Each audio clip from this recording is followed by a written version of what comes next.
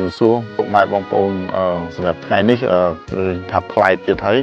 ខ្ញុំនៅតែមកនិយាយអំពីដូងដំណាំដូងពីព្រោះដំណាំដូងវាជាដំណាំមួយដែលកំពុងតែពេញនិយមកំពុងតែប៉ាន់ដែរសម្រាប់បច្ចុប្បន្ន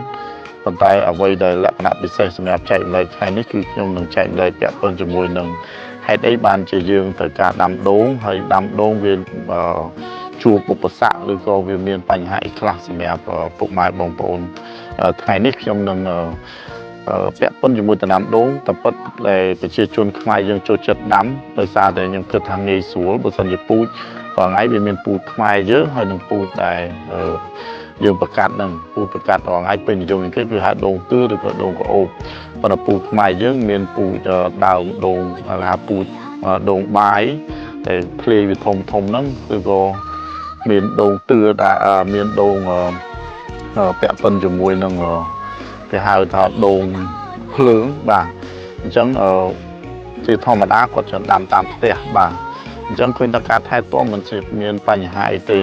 ប៉ុន្តែខ្ញុំថ្ងៃនេះគឺខ្ញុំលើកឡើងពាក់ព័ន្ធដូងទឿដូងក្អូបបាទអញ្ចឹងដូងទឿដូងក្អូបដែលយើងកំពុងតែដាំបច្ចុប្បន្នគឺថាលក្ខណៈងាយហើយសាមញ្ញទេបើសិនជាយើងដឹងកម្មវិធីរបស់វាអញ្ចឹងរបៀបរបបដាំមកហើយយើងត្រូវមានការវិភាគនៅក្នុងការថែទាំច្បាស់លាស់យើងត្រូវដឹងការចំណាយសម្រាប់ការដូងទាំងអស់ហ្នឹងបាទហើយការដាំទាំងអស់នោះយើងឃើញថាយើងចំណាយពេលប្រហែលជា4ទៅ5ឆ្នាំបានទទួលផលចឹងបើពុកម៉ែបងប្អូនដាំគួររៀបគម្រោងច្បាស់លាស់ទៅហើយជ្រើសរើសពូជឲ្យបានច្បាស់លាស់អានោះគឺជាយើងអាចធ្វើតម្រូវនឹងទីផ្សារបាទពាក់ព័ន្ធនឹងទីផ្សារមូលហេតុដែលឃើញពួកយើងចូលចិត្តដាំខ្ញុំឃើញថាទីផ្សារបច្ចុប្បន្នយើងអាចញ៉ាំជាលក្ខណៈដូងទឹកឬក៏យើងអាចកែច្នៃបើដាំទឹកធម្មតាទៅយើងលក់បានប្រហែលជា2000ដែរបាទប៉ុន្តែគ្រាន់តែច្នៃកាត់វាធ្វើឲ្យវាលយមិនបន្តិចមកយើងអាចលក់បានរហូតដល់4000ប៉ុន្តែលក្ខណៈពិសេសទៀតដែលខ្ញុំបានឃើញហើយខ្ញុំបានជួបច្រើនកន្លែងគឺការដែលច្នៃទៅជាហៅថាធ្វើជាហួយដូងធ្វើអីហ្នឹងបានរហូតដល់$3នោះបាទហើយមួយទៀតនោះកុំភ្លេចគឺគាត់អាចច្នៃយកទៅធ្វើទៅជាទីដូងបាទហិតតែពិសេសមួយទៀតសម្រាប់នេះអញ្ចឹងការពេញនិយមឬក៏ទីផ្សារជាច្រើន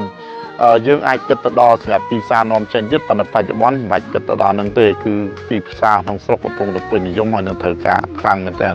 អញ្ចឹងអ្នកដែលដាំដូងទាំងអស់សូមកុំភ្លេចយើងតាមដានសិក្សាស្រាវជ្រាវជាមួយយើងទាំងអស់គ្នាដើម្បីឲ្យដូងរបស់លោកអ្នកត្រូវទៅតាមទីផ្សារហើយនឹងកុំឲ្យវាបាត់បង់ទិន្នផល